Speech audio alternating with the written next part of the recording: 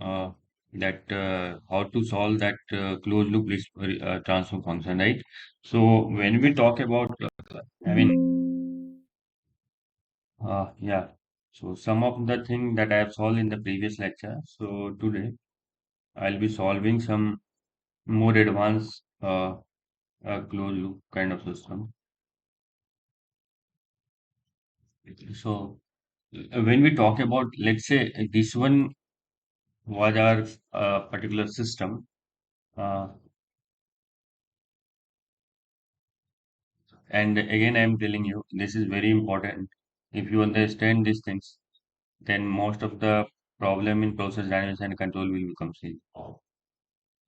So this one is U, and let's say this one is G2, right? And here there will be a comparator, right? And after that, from this point, there is a feedback, right? Whenever you see this output is coming back to the input to the getting compared at the comparator, then it is feedback. If here it is negative, then it is negative feedback, right? So we'll have to see the sign of feedback. If it is negative, then negative feedback, and if it is positive, then it is positive feedback. So let's say GC is there, G1 is there, right?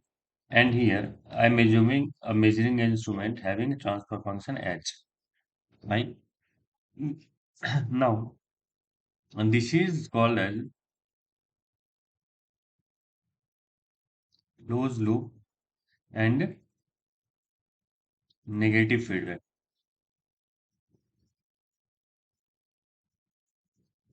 This is called as the closed loop negative feedback, right? So here your output will be, let's say, C, right?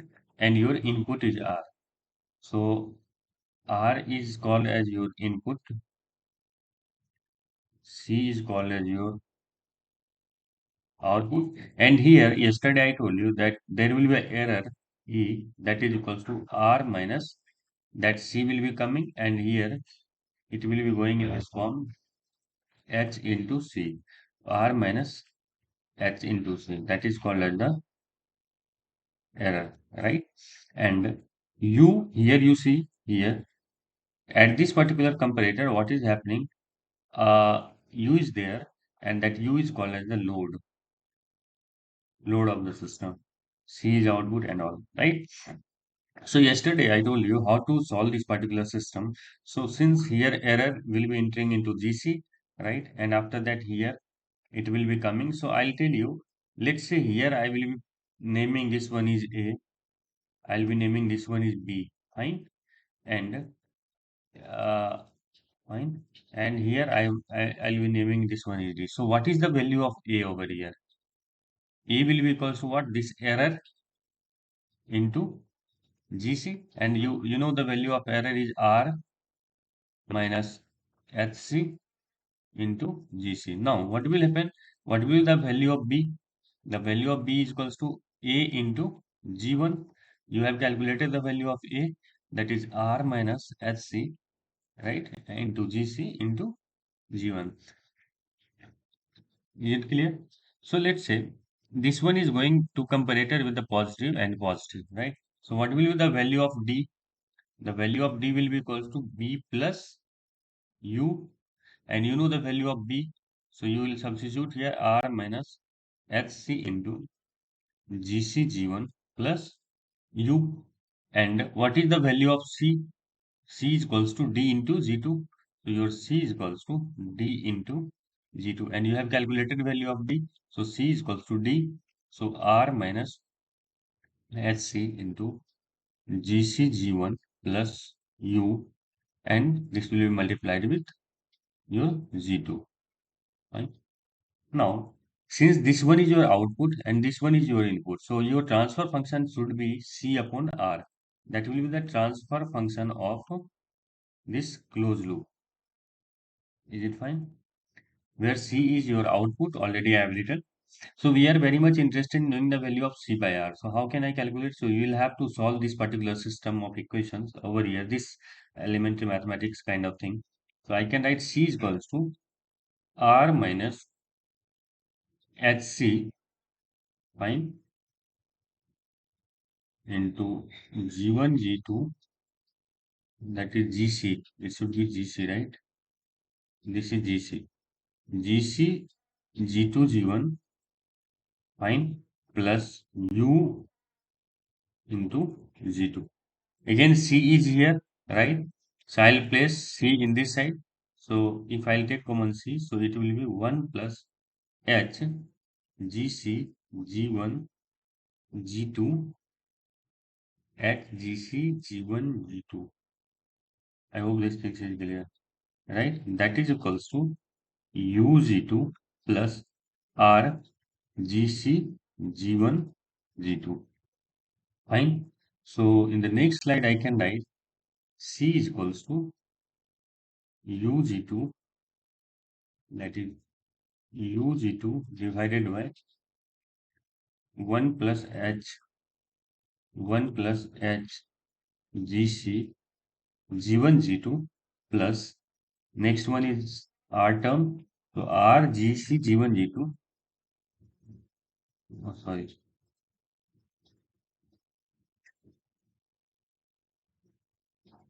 That is R GC G1 G2 divided by 1 plus H GC G1 G2. Fine. And this one is the case. So this one is your output. This one is your output. And this one is your load.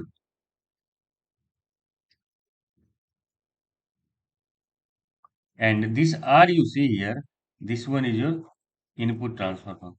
So now if I want to know, see, one thing is that what is happening, what happens in this process, sometimes either your set point, this one is called as the input or set point as well, set point, and this one is called as the load. What happens, sometimes your load will be 0 and sometimes your set point is 0. Is it clear? So let's say if your set point is 0, sorry, if your load is 0, right? First case, if load u is equals to 0, right? So what will happen? This will be 0. So your value of C is equals to R GC G1 G2 divided by 1 plus H GC G1 G2. Fine. So can I write C upon R? That is your output. That is your input. That is equals to GC G1 G2 divided by 1 plus H GC G1 G2. So now this is your output, this is your input. R is your set point, right? So here load is 0, set point is changing.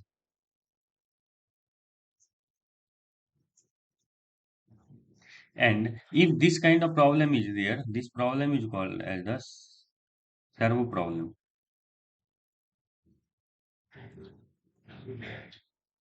Servo problem. In servo problem, what we generally do, in servo problem, generally we assume our load U is 0 and we will be changing our set point, that is your R. R will be changing, and with that we will be getting the output by input, that is set point change. Will be observing the dynamics of the output with respect to change in the set point, right? This was the first case. Now if I talk about second case, if your R is 0, that means your set point is equals to 0, means load u that is not equals to 0, and this kind of problem is called as the regulatory problem. Regulatory problem. And when we talk about the regulatory problem, already I have discussed that your set point will be 0. So these particular things will be 0. So your C is equals to UG2 upon 1 plus H GC G1 G2. So your C divided by U, that is equals to G2 divided by 1 plus H GC G1 G2. So we have got two transfer function, that is this one is also a transfer function, that is equals to G2 upon 1 plus H GC G1 G2. And this one is also a transfer function, that is equals to transfer function for the, this one is transfer function for set point change. This one is transfer function for load change, means regulatory problem. So these two problem is very, very important kind of problem that arises in process and control, right? So generally, what you see over here, when we talk about that transfer function for set point change, you see in the top, this is GC G1, G2 upon 1 plus GC G1, G2 into H2. So, so here you see for set point change, GC G1, G2 divided by 1 plus GC G1, G2. All these things is happening. But when we talk about C upon U, so only G2 upon 1 plus GC G1, G2. That's all. So the thing is that how the transfer function is, just wait 1 second.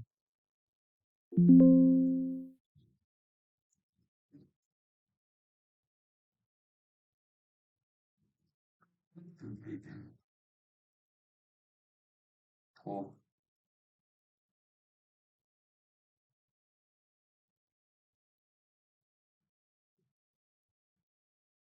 yeah. So I was talking about that transfer function for the set point change, right? So in set point change, when R will be changing, U will be 0, then you have to multiply all these forward loop, that is GC, G1, G2, divided by 1 plus open loop transfer function GC, G1, G2, H, right? That is what you see here.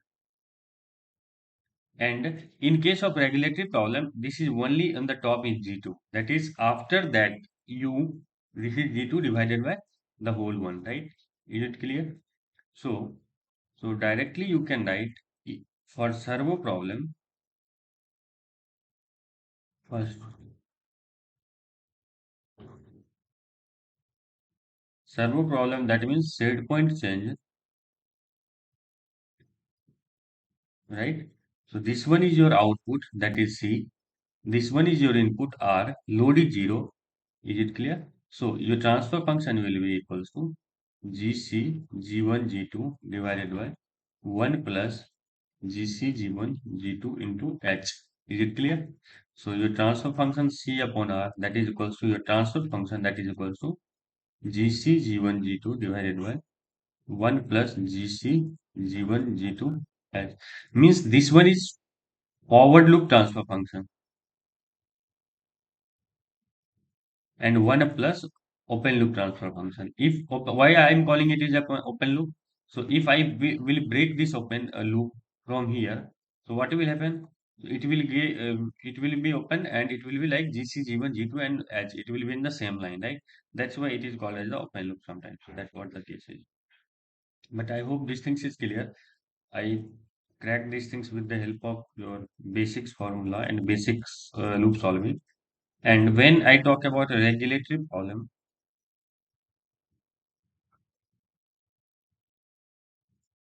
means your load is changing or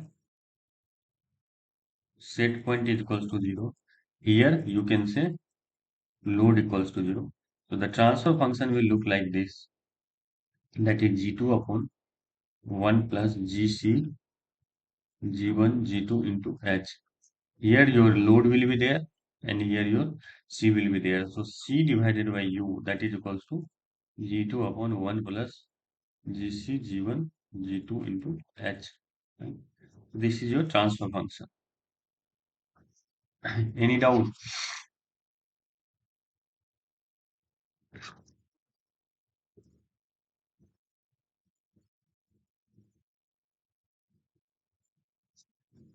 Anyone has any doubt? Tell me. So if there is no doubt, then I hope these things is clear. So if I tell you to solve this kind of problem,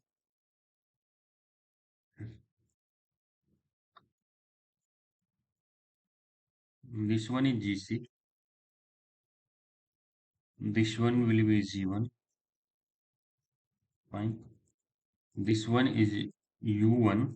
Here in this problem, I am giving two load, right? And again, sorry.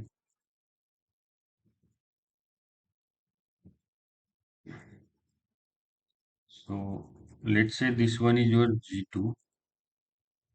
Again, second comparator is there. Here I am giving two load, that is also positive and that is also positive. Fine. Here there is G3. It will be going like that. The output is feedback. There are two measuring instruments, that is H1, that is H2. Here is a comparator where this particular things will come and will get erased. So here this one is R, that is positive, that is negative. This is a feedback loop, right? So, and here this one is your output C. So if I tell you calculate the value of C by R, U1 by, sorry, since two load chains are there, so that C by U1, and next one is C by U2. What will be the value? Tell me. Now, I hope this things is very clear to all of you. This one is your H1, this one is your H2. So again, I won't be solving the whole problem, just I will be writing the thing. But at least you should try at least once. Please try. There are two load, right?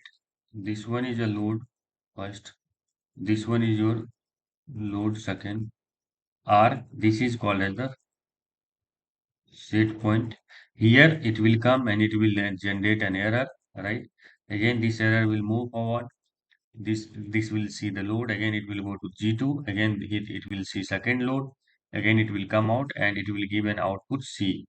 And again, C is output. It will be taking back to the input with the negative feedback, and it will be generating the error, and it will be running in a loop kind of thing, right?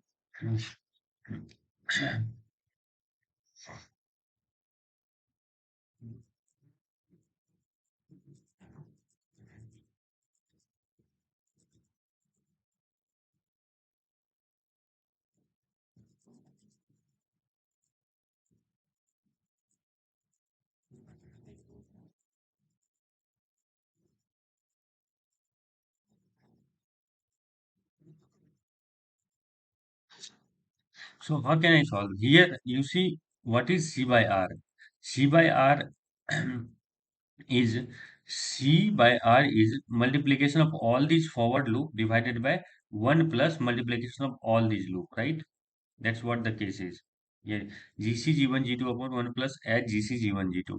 So the value of C by R you can write here C by R, that is equals to multiplication of all these upper loop, that is equals to GC G1 G2 G3 divided by 1 plus multiplication of all these loop, like that. Fine. So this is 1 plus GC G1 G2 G3 H1 H2. This is your C by R. Is it clear? Now they are asking C by U1. So what is C by U1? So when we talk about when we will be changing U, so what happens? Let's say here, if I'll be changing U, then the transfer function will be equals to that the transfer function between C and U, that is G2 divided by sum 1 plus sum of all the transfer function, multiplication of all these transfer function. Right? So can I write here C by U1 is equals to what is after U1 but in between C and U1, that is G2 G3. So it will be G2 G3 divided by, I told you, 1 plus all these transfer function, that is 1 plus GC G1 G2 G3 H1 H2. Right? Now they are asking C by U2. So C by U2, what is between U2 and C? That is only G3. So I will be placing G3 in the numerator and upon 1 plus all these transfer function, 1 plus GC G1 G2 G3 H1 and H2, right? So this will be your transfer function, and this is the way that we can solve these kind of complicated transfer function, right? So I hope the thing is very clear to all of you. How can we solve? Anyone has any doubt? Okay, so if you don't have any doubt, then I'll solve some next problem, that is overall transfer function.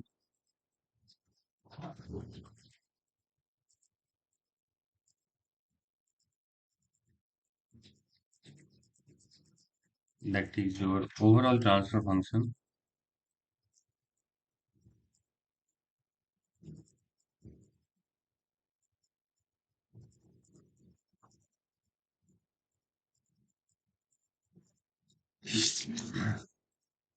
for multi-loop control system. When there will be a multi-loop, in the earlier right now we have seen there was only single loop, but if there is a multi-loop, let's say how we can understand the multi-loop.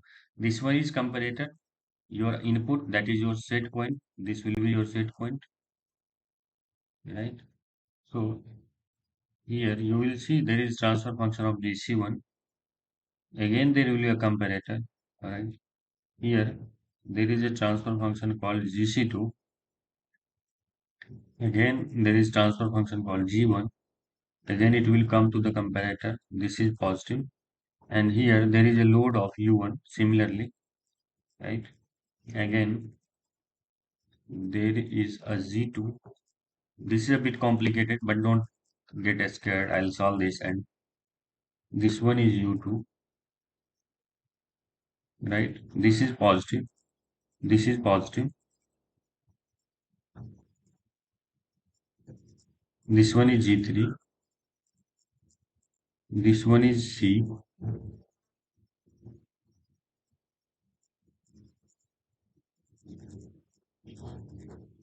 Is it clear? And from here, you'll see there is a feedback here.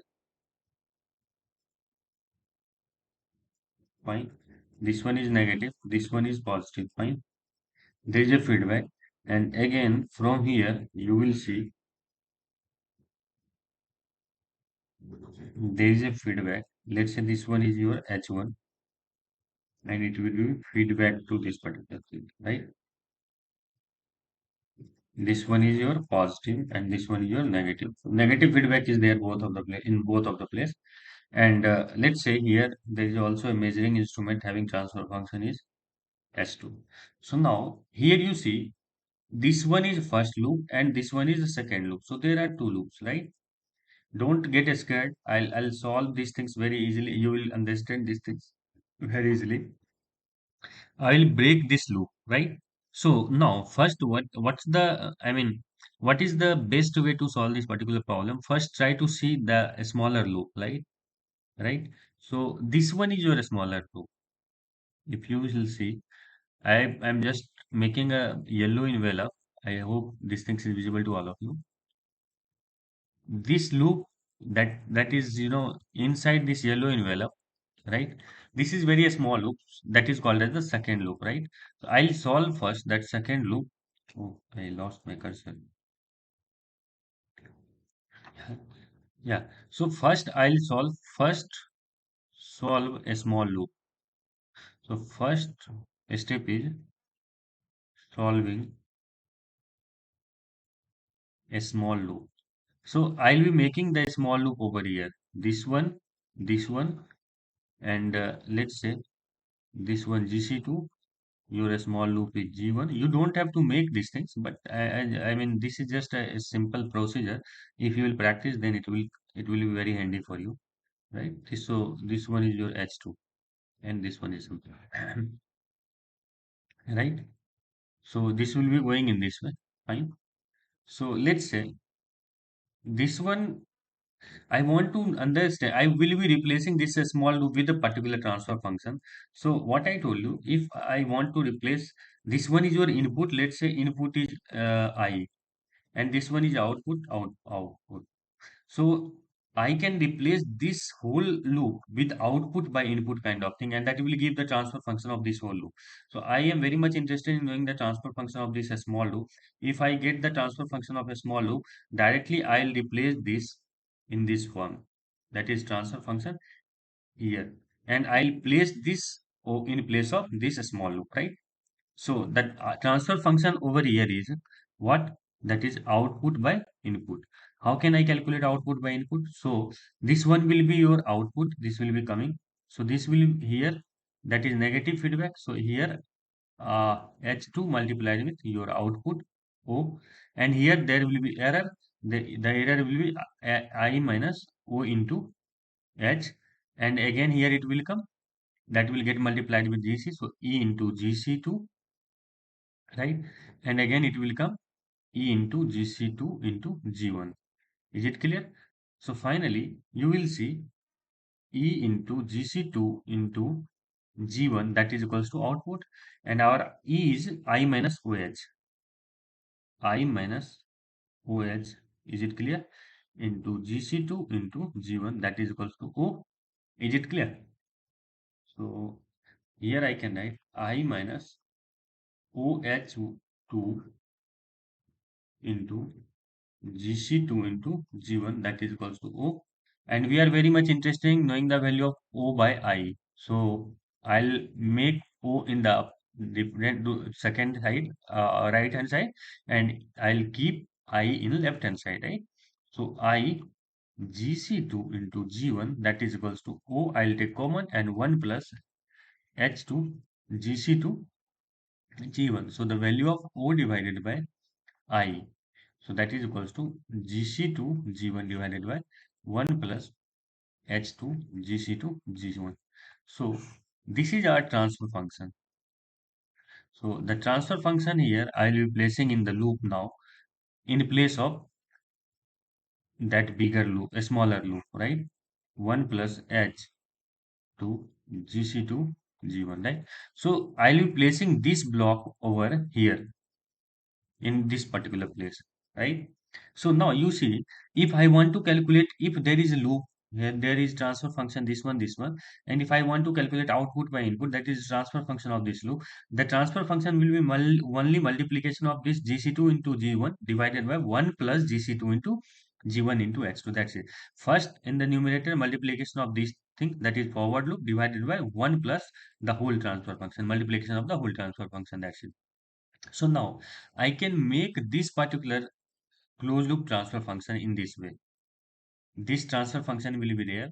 So this closed loop will look like in this way. So this one is your R, which is your input, fine. This one is positive, right? And here there was GC1, is it clear? And after that there was a comparator, and here there was a small loop. So I'll be replacing this small loop as the transfer function of a small loop, right? That we have calculated over here, this one. So I'll be placing there, and after that, there was a comparator. Here, there was U1. Is it clear? And after that, there was G2. And again, there was a comparator and second load was there. Fine. Here, there was a G3 and that was C. Fine.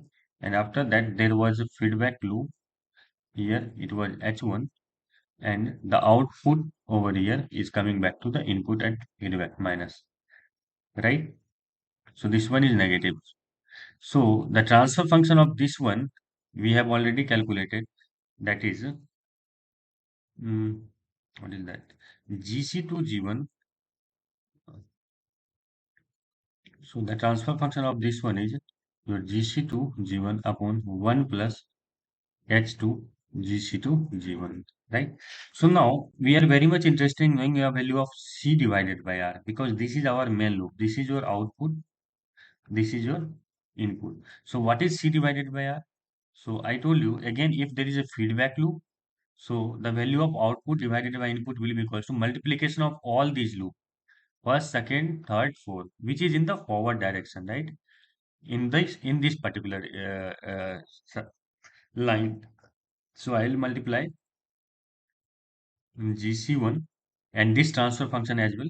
So that is GC2 G1 divided by 1 plus H2 GC2 G1, fine. Multiplication of G2 again into G3 and divided by 1 plus again all these things multiplied with this one, fine. So 1 plus GC1 and GC2 G1 divided by 1 plus H2 GC2 G1 into G2, G3, H1. So this one is your transfer function of the whole closed loop that we have here. We had earlier in here, right? So the transfer function of this particular closed loop we have calculated here. That is this one. And the value of GC1, G1, G2, all these things will be given in the problem. But the thing is that how you can calculate this particular thing, that's very important. Is it clear?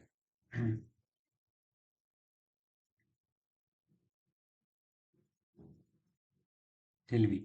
So if I say this one is your GA and let's say GB is equals to, I'll multiply this one G2 and G3. So how this will look like? So GC1, GA, GB divided by 1 plus GC1 GA H1. So it will look like very small. So I'm just assuming I won't writing these things repeatedly in the problem. Just I'll assume this one is GA and this one is GB and I'll substitute here. So it will look like this one, right? So I hope these things is very clear to all of you. Anyone has any doubt? Tell me. That's not any doubt. Are you here? Sir, it's clear. Okay, good. So if it is clear, then I'll move forward and we'll solve some problem. So I'll be giving some basic example. Let's say that is a GA, right? Here there will be a comparator, right? Again, here there will be GB, right? Again, there will be a comparator. There will be GC, and here there is a Y. Is it clear? So what is happening over here? There is a feedback over here, right? There is a feedback over here that is negative and that is a positive, right? This is Y. And let's say this one is your X. So you have to calculate Y divided by X. How can we calculate?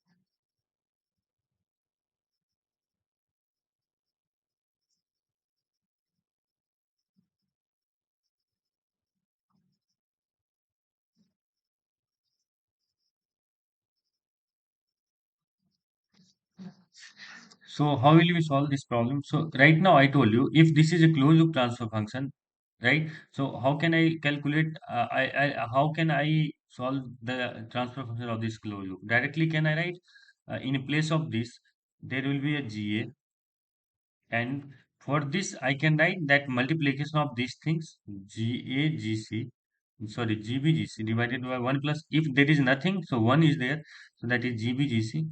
So transfer function of this loop is like this one, GBGC upon 1 plus GBGC. Is it clear? And then again this is y and this is x. So y by x will be the only multiplication of this one. So y by x is equals to GA divided by 1 plus GBGC. Is there any doubt? Tell me.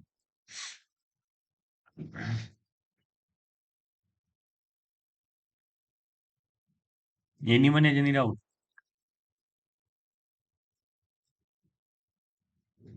Okay, so if there is no doubt, then we will solve one more question over here. So let's say there is GB, right? After that there is GC, right? There is transfer function over here, right? Here there is GA, right? And this one, oh sorry, this is last transfer function that I am solving. I mean closed loop transfer function that I am solving now. You have to solve by yourself only. So this one is there, and yeah, this one is your x, that is your input, and there is this kind of thing. Here there is transfer function GC divided by GA, and that is going here. That is again positive, and yeah. So this is GA, this is Y. So we have to calculate the value of Y divided by X. Fine. So how can I calculate? So let's try to understand one thing. How will I solve this problem? So since this one is X, I am just using my basic method again. So this is the best method. I hope you understood this thing. So if this is X, so again this one is X. Again here X into, can I write GC upon GA? So here it will come here. Again here, if it is X, X is coming here. So here, what happens? Let's say I will be naming here. That is A and that is B. So what can I write? A is equals to what? GB into X. And what is B? B is equals to A into GC. And we have calculated value of A. So can I write GB GC into X? Now it is coming. And what is, let's say this one is D. So what is D? This is the best method, that the way I am solving right now, because there will be a very less probability to, do any uncertainty or any mistakes while when you solve this by this method, right? So D is equals to what? B plus this one, right? So B plus X into GC by GA. And we have calculated value of B over here. So D is equals to GB GC into X plus X GC divided by GA. And what is Y? Y is equals to, Darshana, tell me what is value of Y if this is GA.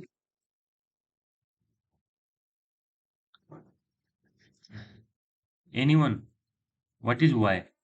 Y is equals to D into GA. Am I right? Y is equals to D into GA. And we have calculated the value of D. So Y is equals to GB GC into X plus X GC by GA into, there is also GA, right? So Y is equals to, you can see GA GB GC into X plus X GC, because GA will get cancelled out. Y is equals to, I'll take common X, so that is equals to GB GC GA plus GC. So the aim is to calculate Y by X. So Y by X is equals to GC plus GB GC GA. Is it clear? Tell me. Anyone any doubt? This is what we are supposed to calculate, right?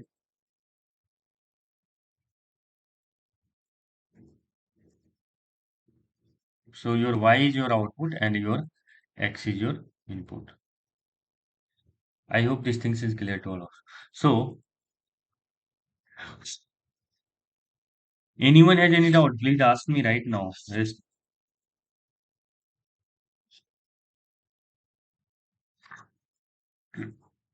Yes. If there is no doubt, then try to solve one problem. This is 3, this is 2, let's say. This is 1, fine. And there is a negative feedback over here. Negative. There is a positive, fine. There is a comparator, fine. And here there is a 4. Again here 1.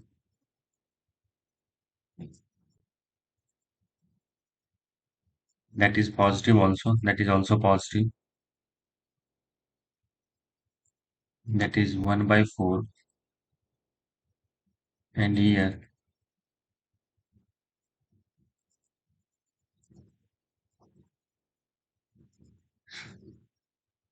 I am taking y output. Or you can say this one is 1.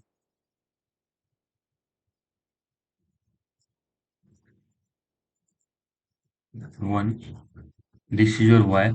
This is your x, that is equals to 1. X is equals to 1. So calculate the value of y. What is y?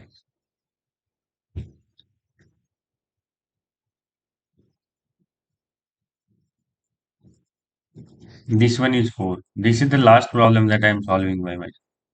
So now you please try to think and tell me the answer as soon as possible.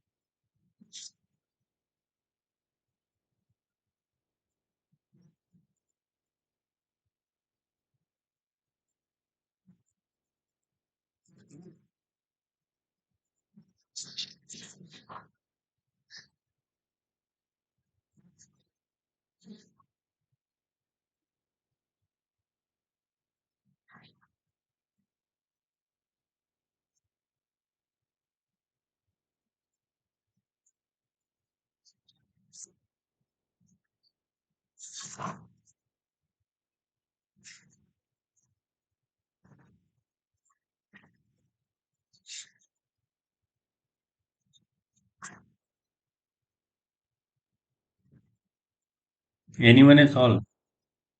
I don't think why you people don't reply. At least if whether you are solving or not, you should reply, na?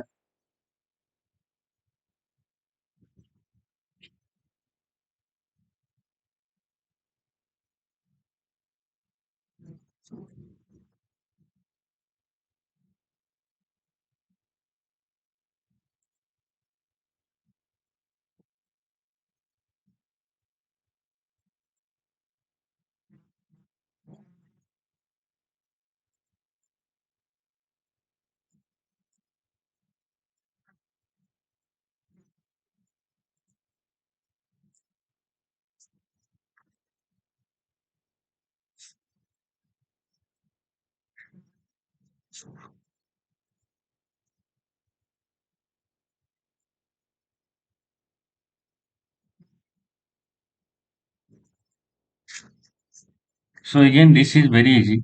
So I told you if there is a multi-loop, then first we'll solve this small loop. So what is the transfer function of a small loop?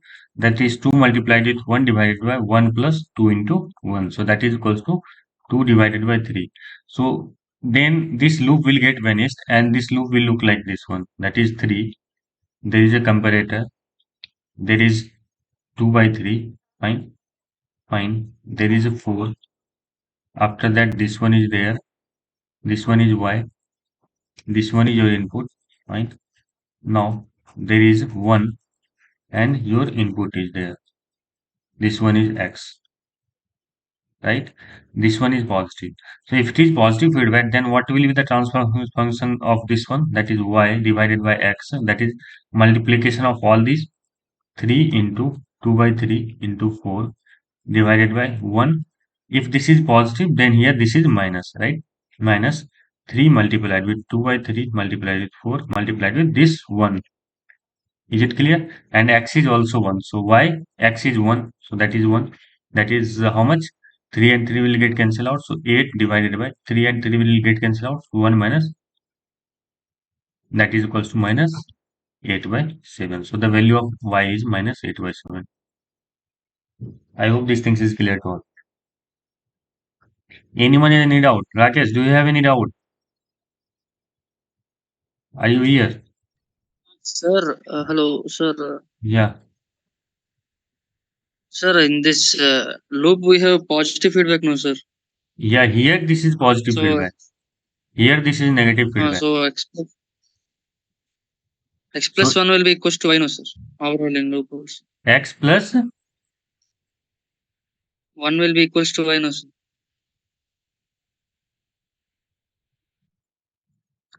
x Means plus we 1. will solve accordingly through loop means. Yeah, so here it is, here y will be there, no? Y into 1. So here this is y. So here this will be x plus y. Yes, yeah. Again, again it will Okay, be sir. into. Are you getting it? In negative feedback it is x minus, but it is positive feedback, that's why it is x plus, right? And after that you can apply the basic thing. But here there is a negative feedback in this loop. This is loop second and this is loop first. So in second loop you will see there is a negative feedback, or in loop first there is a positive feedback, right? So you will have to work accordingly. Any doubt?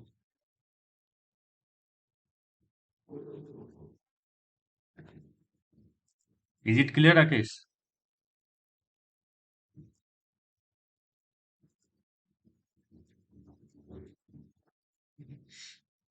Okay, if it is clear, then I'll move forward towards some controller.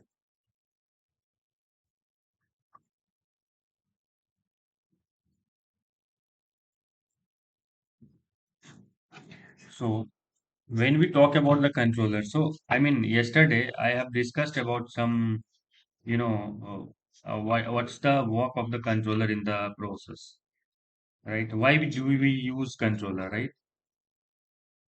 Can someone tell me? Yesterday I told you, no, why do we need controller for the control system?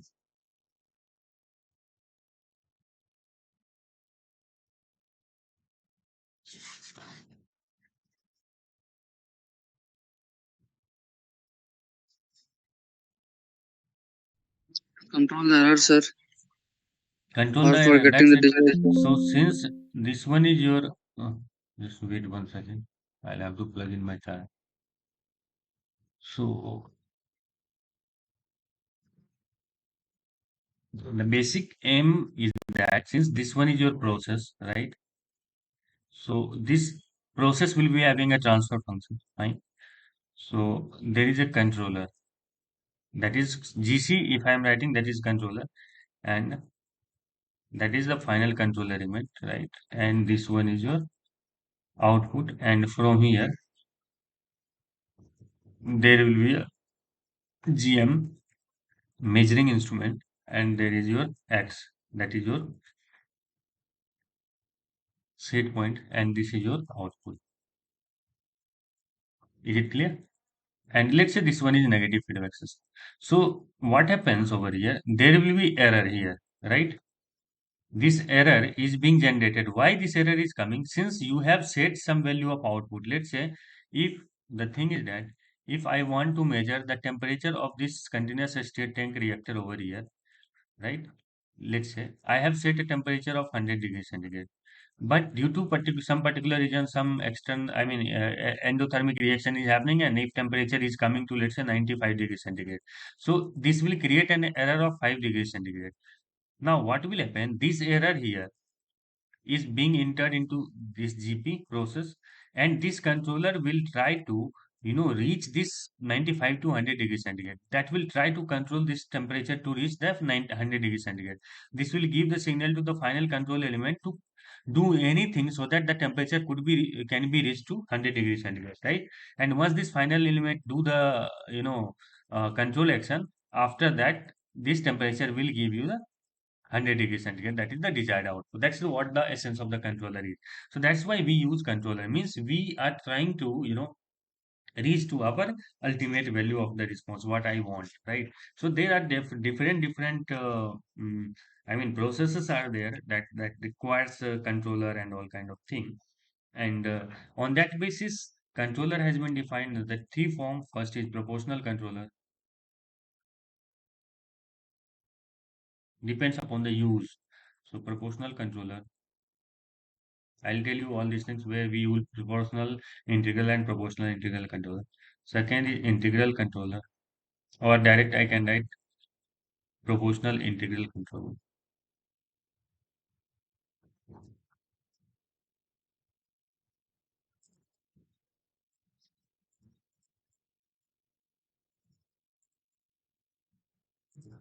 And third one is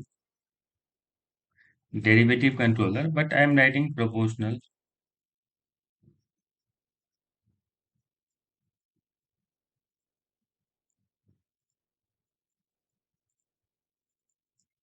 derivative controller. That one is P only, that is PI, and that one is PID, right? So PID, let's say if I talk about PID, so this will be made of proportional integral and derivative controller.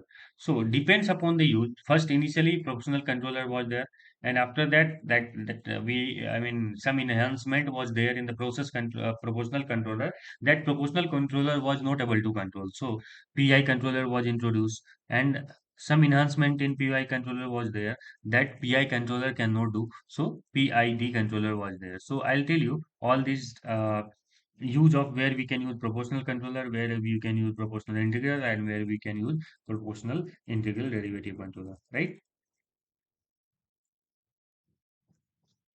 So first let's try to discuss about proportional controller,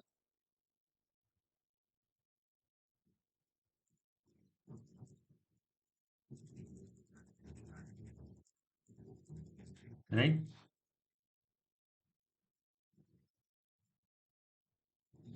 So the definition of proportional controller is the controller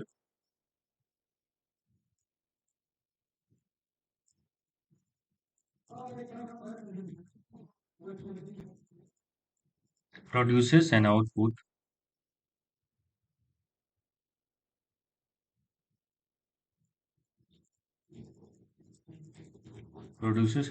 signal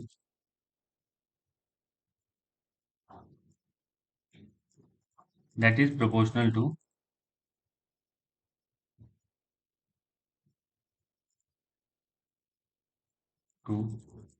the error, right? Where error is key that I discussed right now. So what was there? This one is controller GC. So error was coming as an input. So the output of the proportional controller, let's say output is P, right? So this P is directly proportional to error. That is the definition of proportional controller, right? Is there any doubt? So your P is output signal from proportional controller, right? So once I'll remove this proportionality constant, so P will see that is Kc into E, right? So here Kc is equals to gain or sensitivity of proportional controller, right? And what is error? E is called as the error, that is set point minus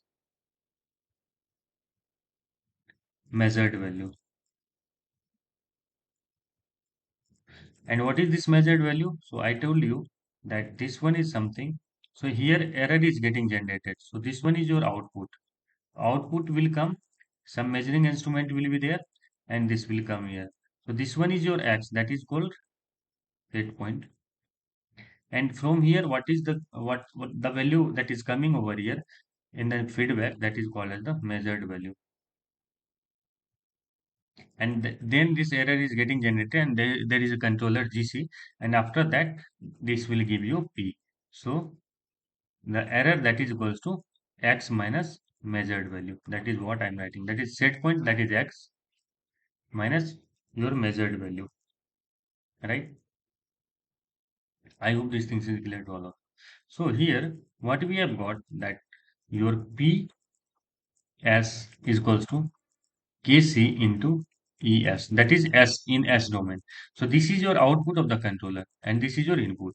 Since we know this is output of controller in S domain, and that is error, that is input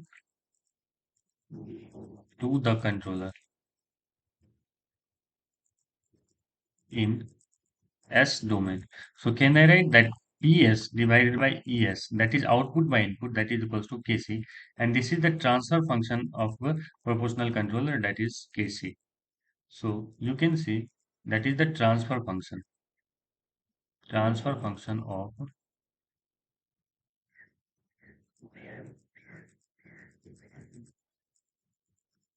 proportional controller, right?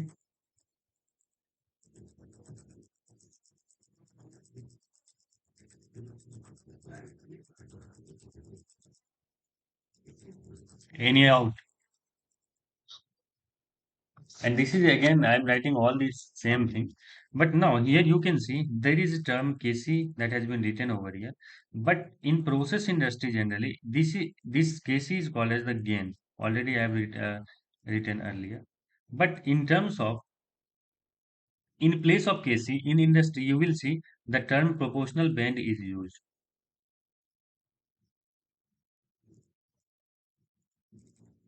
That is defined as PB for the controller. Proportional band is used in place of Kc in process industry, right? In terms of gain. So how can we define that Kc? So the PB, that is proportional band, this is defined as the error required to move a valve. Already I taught you valve yesterday. Valve from fully closed to fully open. Alright. Means if there is a valve, yesterday I discussed these things. If there is a valve, right? So this valve is there in a I mean in a process industry, right? Now this one is right now completely closed. This one is fully closed. Now what happens? This in a process, what happens? This process will require to completely open, fully open to fully close to fully open. So during this particular process, what happens? Some error will be getting generated in a system, right? And that error is called as the E, and that is called as the proportional band, right? So this is a specific parameter that has been defined for a valve in a process industry to, when a valve is completely closed or fully closed, and if we wish to open that valve from fully closed to fully open system, then at that during that process, the error that is being generated inside the process, that it will be called as the proportional band, right? That's what the definition of band is. So in the process industry, in a place of gain, generally some people use, or some engineers use, proportional band, right? Is there any doubt?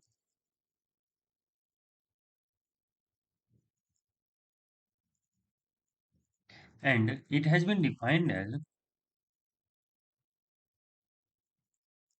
so it has been defined as proportional band is inversely proportional to gain Kc. So if Kc will increase, proportional band will decrease. Means range of error will decrease, right? Range of error will decrease in the process industry. Fine. So it has been defined as the formula for Kc in terms of proportional band, that is 100 upon proportional band, and this proportional band will be in the percentage. So this is the formula of Kc that relates a relation between proportional band and Kc. So if proportional band is given, you can calculate the Kc, or if Kc is given, then you can calculate the proportional band of that particular process. Right?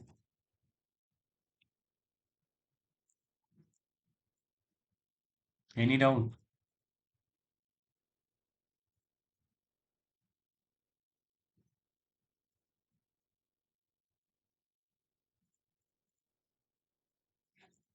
So we saw that there is a Ps divided by Es, that is equals to Kc. That is the transfer function of proportional controller.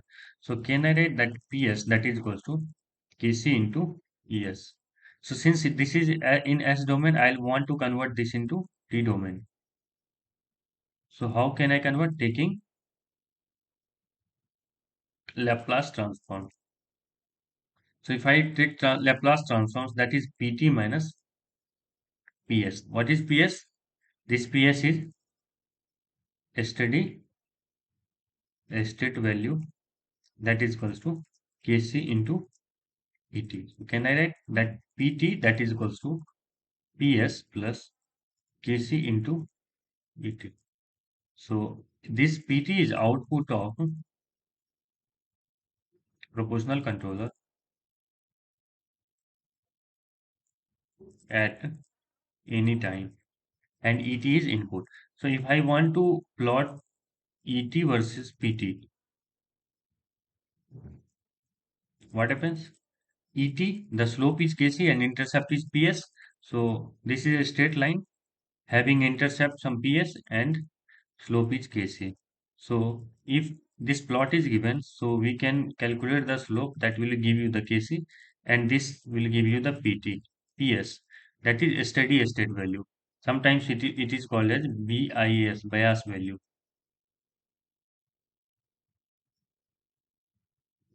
What does this bias value shows? That if controller is not working, then how can I understand whether the controller is working or not? So with that, we used to set a particular bias value, and after that, if controller is working, then definitely this bias value, after that, it will start increasing some value. And from there, we can understand, okay, the controller is working or not. So bias value will indicate that whether the controller is working or not, or it is applicable for any particular instrument. Is it clear?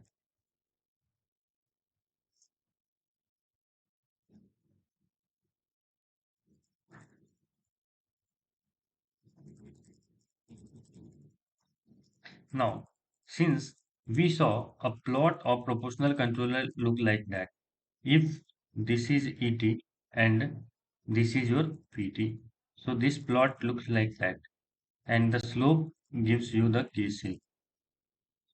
Is it clear? So let's say if this goes like that, so this is negative error minus of Et, right?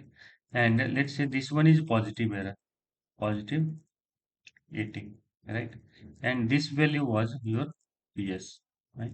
So you see there is a range of error that proportional controller can understand. Okay, that much range of error is there in the system, and proportional controller will react according to that particular, in between this particular range of the error, right? So this range of error from here to here, that is called as the range of error. That is called as the bandwidth of.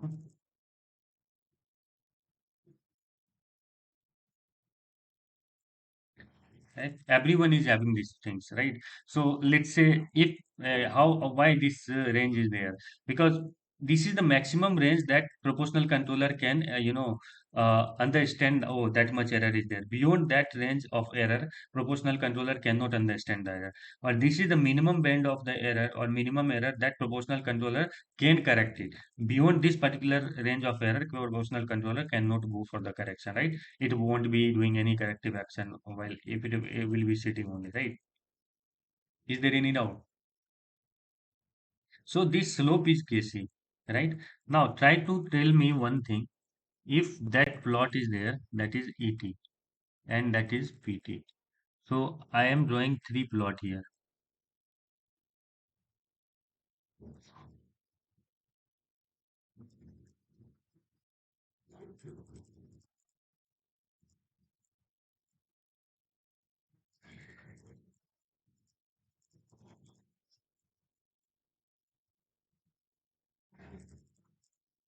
Now, since this one is, let's say, Kc1, this one is Kc2, Kc3.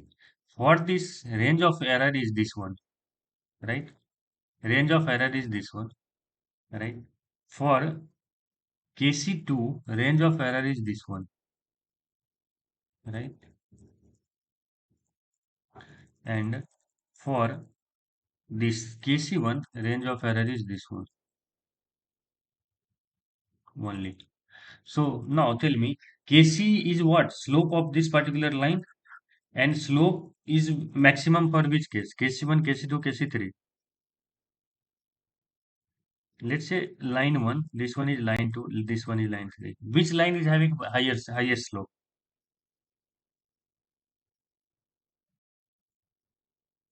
Rakesh, which line is having highest slope?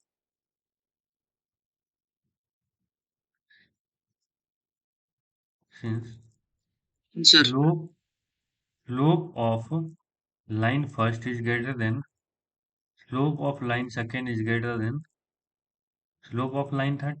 So can I say Kc1 is greater than Kc2 is greater than Kc3? And for Kc1, this one is your bandwidth, right? That is range of error. So can I say bandwidth 1? That one is your bandwidth 2, and this one is your bandwidth 3. So bandwidth 1 is less than bandwidth 2 is less than bandwidth 3. Means can I say Kc is inversely proportional to bandwidth? Means if you will increase the Kc, what happens? Range of error covered by proportional controller will be very less. Are you getting it? Range of error covered by proportional controller will be very less. Any doubt?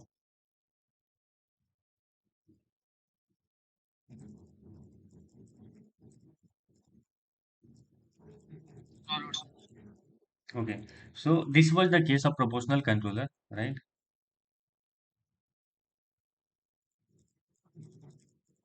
And if I tell Kc is infinity, means slope is infinity. So this will come to this particular line. Let's say if Kc tending to infinity, so what will happen? Bandwidth will be equals to 0.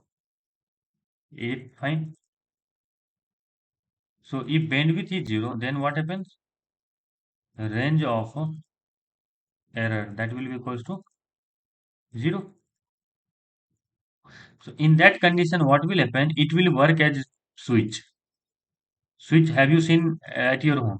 So the proportional controller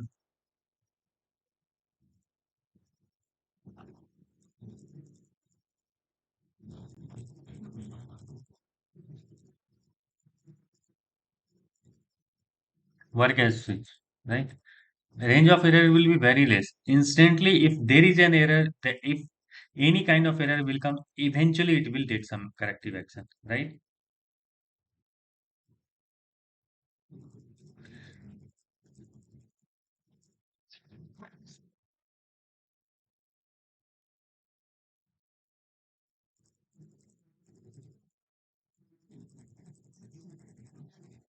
So if there is no doubt, then I'll move forward towards the second controller, that is proportional integral control.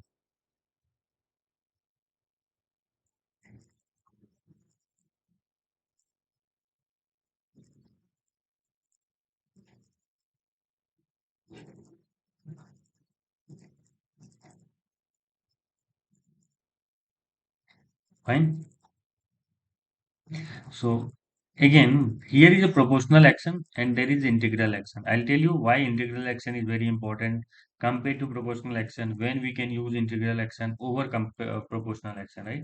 So first I'll give you the model of integral controller, right? So again, there will be a controller, there will be an input, and this input is error, ES, and there will be output, that is PS.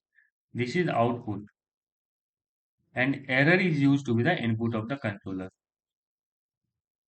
that you need to remember. So the model of your output, that P, has been given as Kc into E, because this one is proportional controller, plus Kc divided by tau I, right?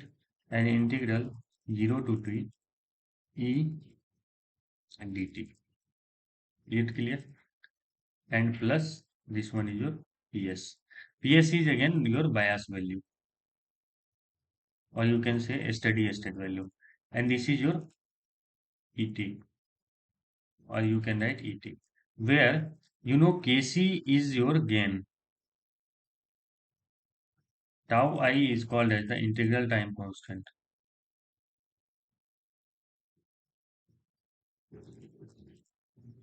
Tau I is called as the integral time constant. Is it clear?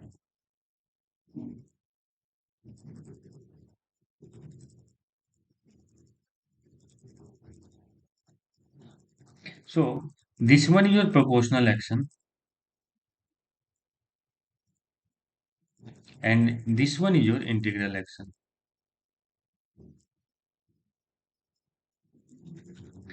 Fine. So sometimes what happens, if a system there are some errors, so what integral action do, integral action add all these error, you see, with respect to time. This integral action is addition of all these error. Again, it gives some good corrective actions for the error. If some kind of error that has been left by proportional action, a proportional controller, that I told you, that proportional controller is having a particular range of error, this will work in this particular range of error only. But if in a particular system, if the error is here, if the error is here, something like that, so in that condition, what happens? This error will continuously coming into your system, and it will destroy the system ultimately. It will slow, I mean, it will reduce the efficiency of this particular system. This error, this kind of error. So what happens? You have to take care of this particular error as well. And how can you take this particular error? So the integral action will take care of this particular error, right? That's what this integral action comes, where this integral action will add all these error with respect to time and will give you the corrective action. Is it clear? So now here what you see, there is a PS, that is a bias value, and this is your PT, right? So how this comes, then I am going to drive these things. So if this is a proportional controller, that is PI controller here, having some transfer function of PI controller. So what happens that your PT, I'll talk about first only proportional control, integral controller, this one part. And after that, I'll add with the proportional, then it will become the proportional integral controller. So this is integral controller. So your PT is directly proportional to that sum of all the error, integral of all the error with respect to time. So if I remove this proportionality constant, so what happens? So I will add one constant, and that constant is called Kc into that 0 to t dt. Will it work? Now that pt is equals to Kc, and this integral action again will give a constant of proportionality, that is Kc by tau I, right? That's very important. Kc by tau I, and again I'm telling you, this is kind of modeling kind of thing. You will do the model of a particular system, and from there you will get some, generate some data, and according to that you will get some value. So you just have to understand, you will get this kind of formula only, that's it. Right now you don't have to go in the deeper of understanding of this particular concept. Just try to understand, okay, I'll remove the proportionality and I'll get a constant of proportionality over here, and that constant will be called as the Kc by tau I. And already Kc is called as the gain of controller, and tau I is your integral time constant of the controller. And that is also called as the tau I also called as the reset time. Again, I'll discuss what is the reset time for the controller. Just try to understand the mathematics over here. So that is the case. Now, this is only P, integral controller. And here I have discussed the proportional controller, right? So once you will add both proportional and integral controller, then it will becomes your proportional integral controller, that is P controller plus integral controller, right? So the output of proportional integral controller, ultimately you can write that Pt is equals to what? Kc into Et, right? Plus Kc divided by tau I into 0 to t, that is Et dt. And there will be some bias value that I told you, right? Any doubt? So let's say this bias value is 0 right now. So what will happen? Your Pt is equals to Kc into Et plus Kc by tau I into 0 to t Et dt. Now taking Laplace inverse. So what will happen? Ps, I am converting t domain into s domain, right? I'll take Laplace inverse. So that is Ps, that is equals to Kc into Es plus Kc by tau I. And what is the Laplace of this one? That is your Es by s. If there is integral, then Es by s, right? So I'll be calling Ps Es. I can take common into Kc. I can take common. So this will be equals to 1 plus what? 1 by tau I s. Is it clear? 1 plus 1 upon tau I s. So finally, I can write Ps divided by Es. That is equals to Kc 1 plus 1 upon tau is. Fine. So this is the transfer function of our proportional integral controller.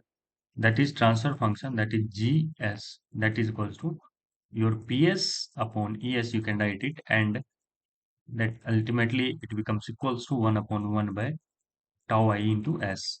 And this gives you the transfer function of the proportional integral controller, whereas PS is your output, ES is your input, which is in terms of error, KC is the gain of controller, tau I is reset time or integral time, and this will give you the controller. Now again, now you can give a step input, impulse input, ramp input, sinusoidal input, that is ES, that is your input.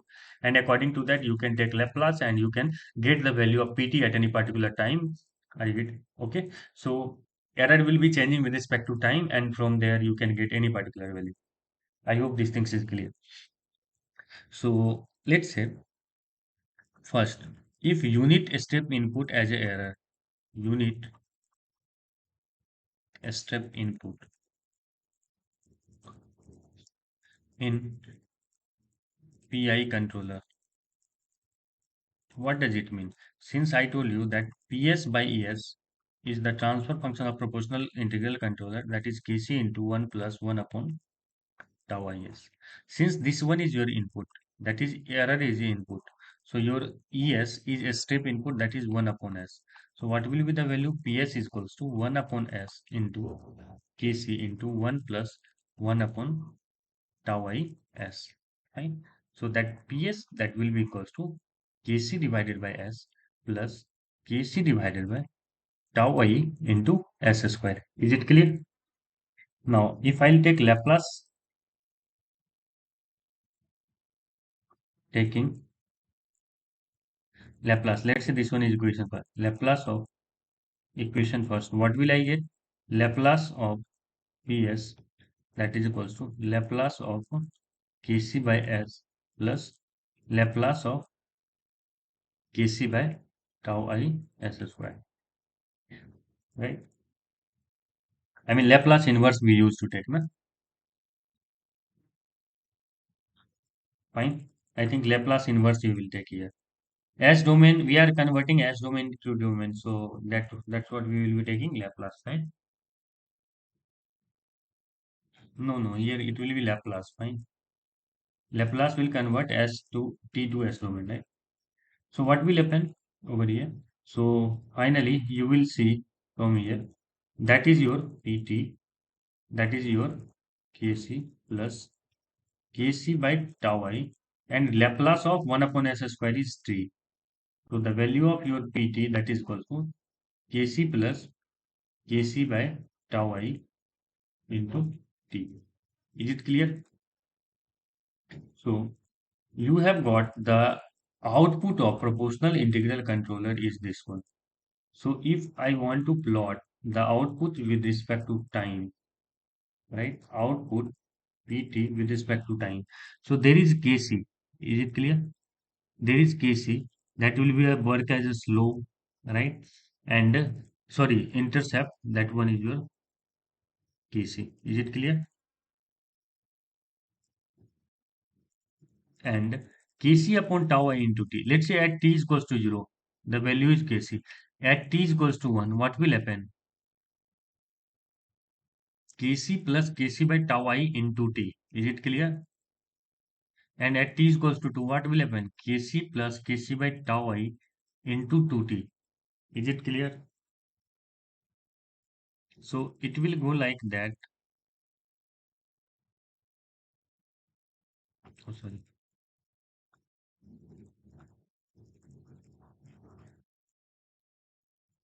If bias value I am taking is 0, so it will go like that. So there is intercept, there is slope. So here you will be getting slope is equals to Kc divided by tau I. Kc divided by tau I.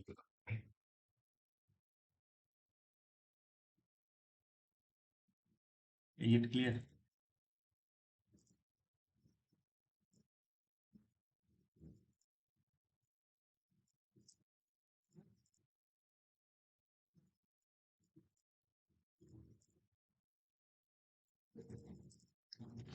And some manufacturer used to, use to prefer reset rate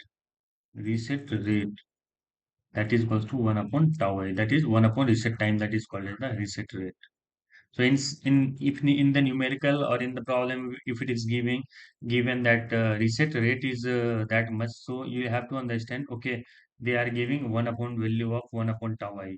And after that, once you get the value of 1 upon tau I, you can calculate whatever the thing you want to try. Any doubt? Tell me.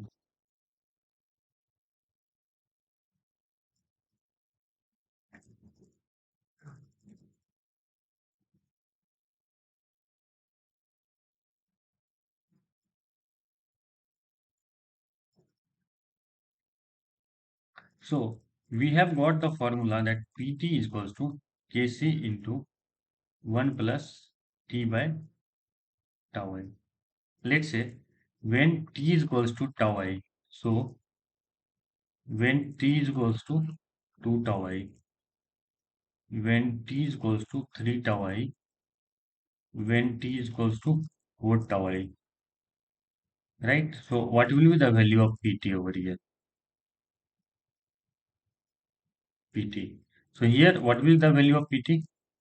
When T is equals to tau I, so this one will be equals to 1. So this one will be 2 Kc. So this one will be 3 Kc. This one will be your 4 Kc. This one will be your 5 Kc. So the plot will look like if T and Pt. So at t is equals to 0, so it will be Kc and it will be Kc and it will go like that, right? So here you can write that t is equals to 0. If I want to write t is equals to tau I, so that will give you the value of 2 Kc, right? If t is equals to 2 tau I, this will give you the value of 3 Kc. and so forth. So 3 tau I. So this will give you the value of 4 kc. So this is a proportional form, proportional integral form, right? It will go like that. And you can calculate the value of slope and intercept. So the slope here is already I've told you Kc by tau I. So sometimes they will give you this kind of graph and they will ask you the value of Kc and tau I, right? So you can calculate the value of graph slope. So what is slope here? Slope is 4 Kc by 3 tau I. So 4 by 3 slope is there.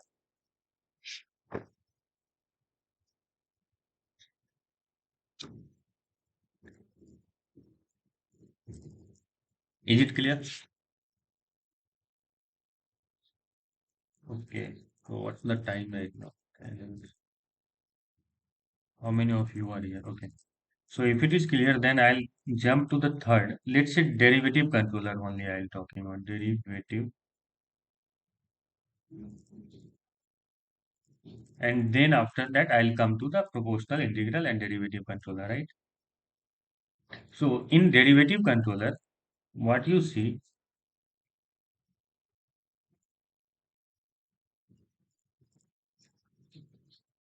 so error will be your input and your output will be your PT. So it has been observed that PT is directly proportional to derivative of error, right? In integral, it was integral of error. It is d upon dt of error, right? So if I'll remove the proportionality constant, so can I write PT is equals to Kc into d upon dt of Et, and there is another term that will get multiplied, that is tau d, right? I'll tell you what is the value of tau d. Again, integral time there, it is the derivative control time, right? That's it, and nothing else is there. So here you see, if Et is, let's say, constant 5, what will happen? D upon dt of Et, that is d upon dt of 5, that will be equals to 0. Means derivative control will not show any corrective action if controller if error is constant, right? That's the main issue of derivative control. So disadvantage of derivative control, if error is not a function of time, that means, that is, if error is constant, let's say you can write 5, 6, 7, whatever thing you want. So d upon dt of error, that is equals to 0, then derivative controller does not show any corrective action. So in that condition, derivative controller will not show any corrective action. Is it fine?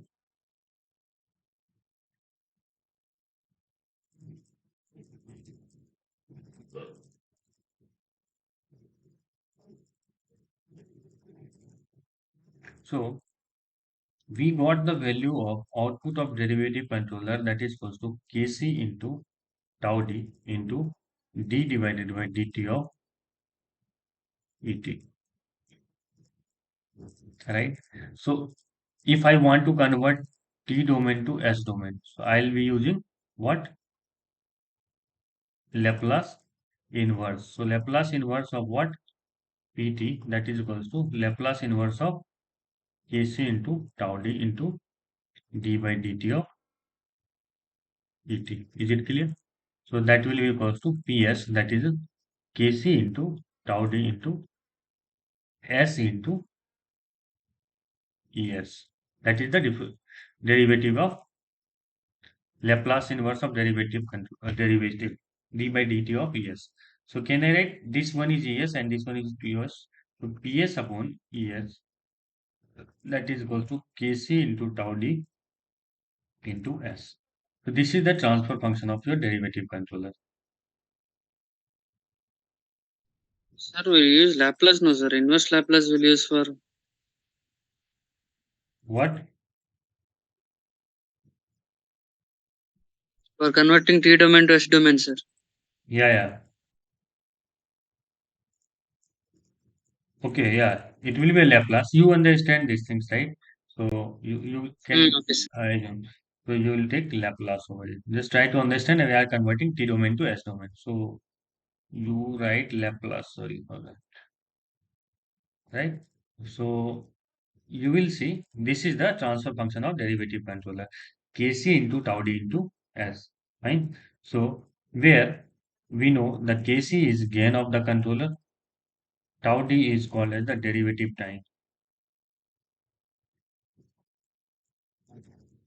of derivative controller. Is it clear? So once I substitute club all this proportional controller, again I'll control integral controller, and again I'll control derivative controller, will give a action et and will give a output pt.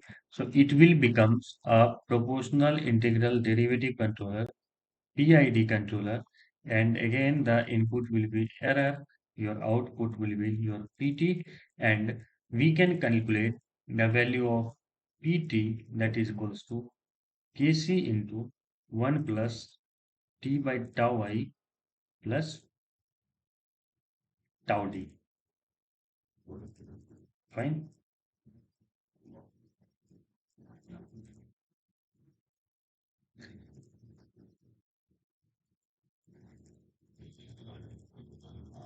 right? So this will be the formula of your derivative controller, which is output of the derivative controller. Is it clear?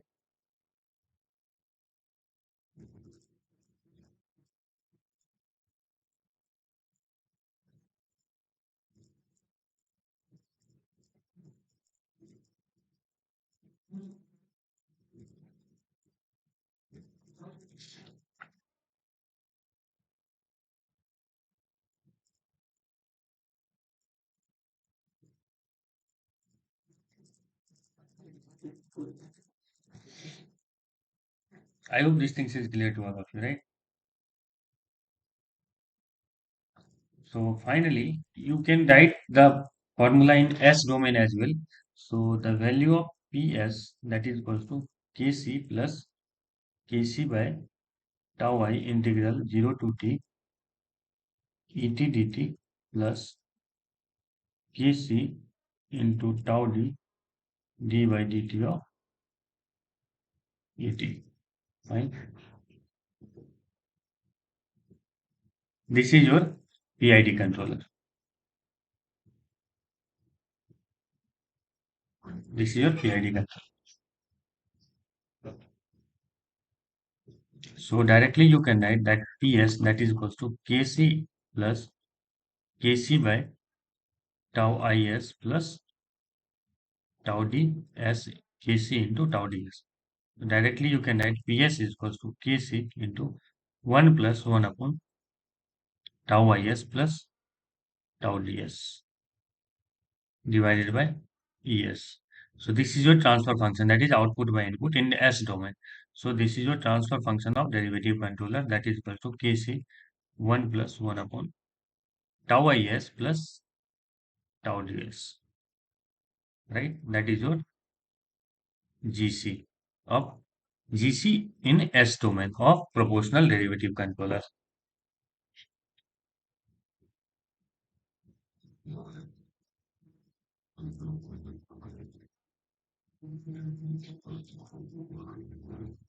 Is it clear?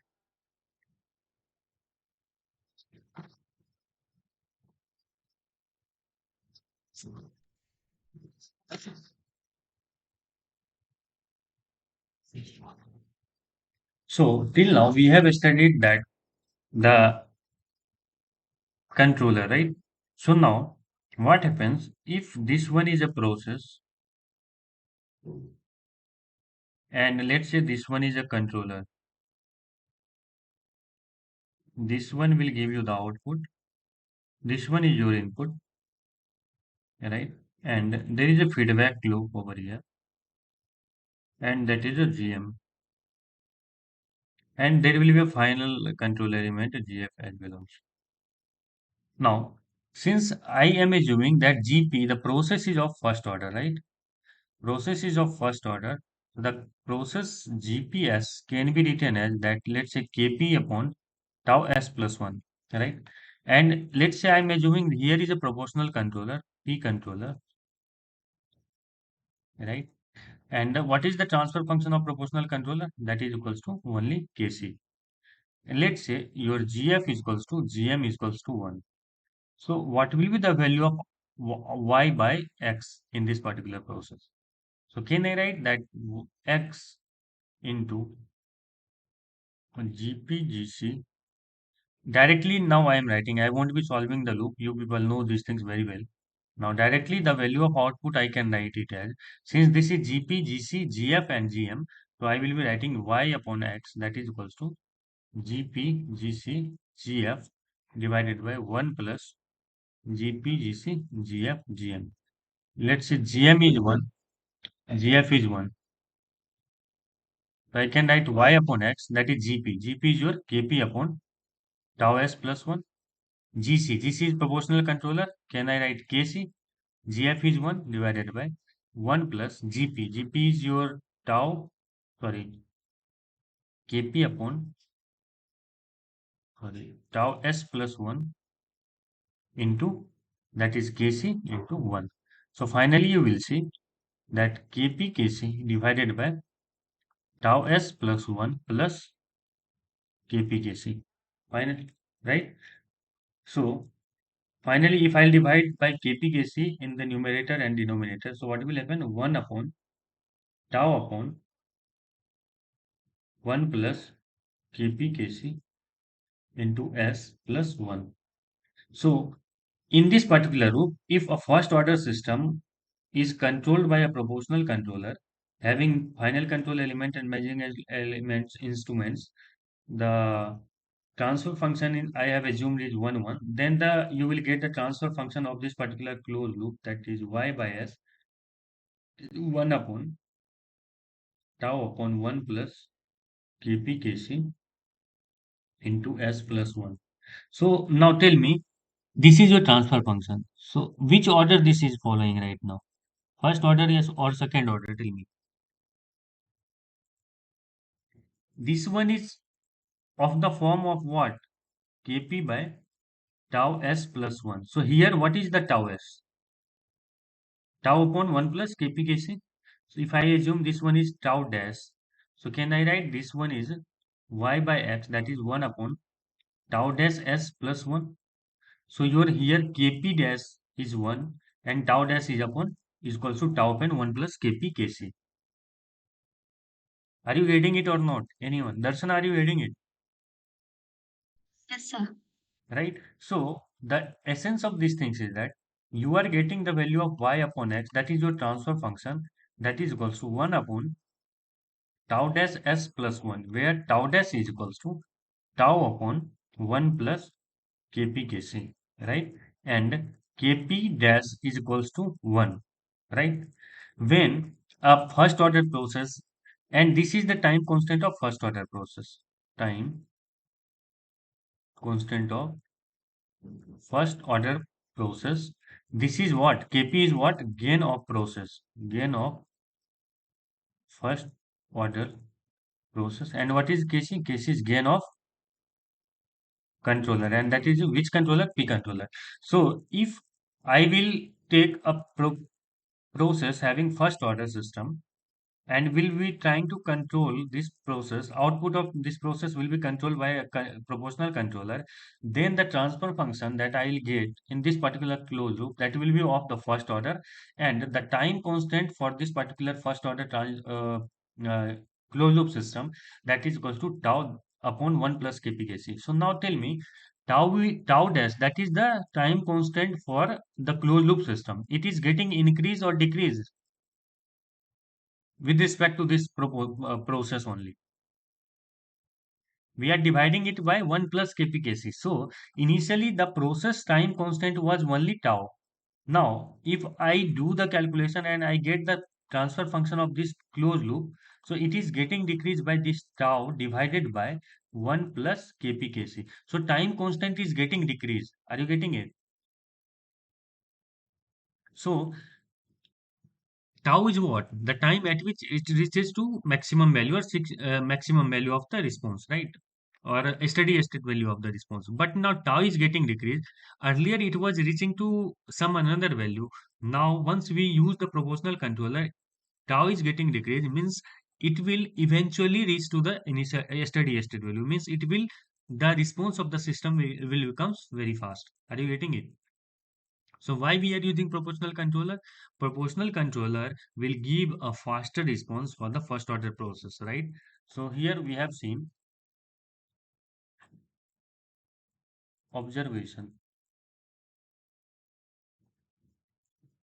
A. If a first order process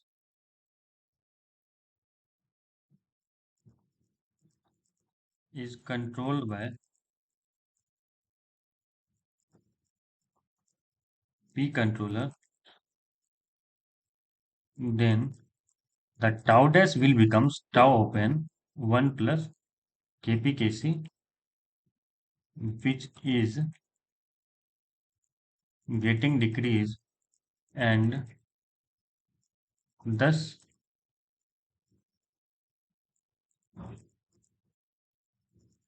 proportional controller makes the response fast. First, second is the transfer function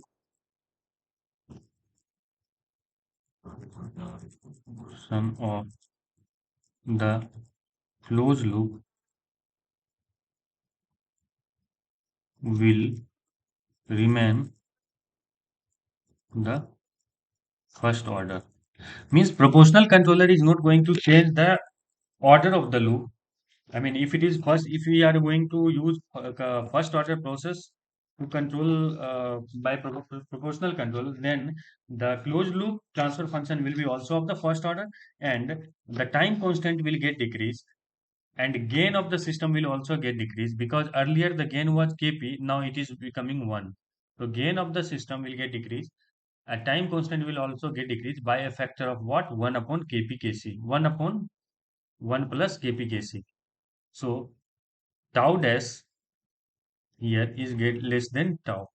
So since tau is the time at which our system reaches to maximum steady state value, and now tau dash is less than tau, so it will become very fast. Means if earlier it is showing the steady state response value at 5 seconds, now it will show at 3 second, 2 second, 1 second, or 4 second, right?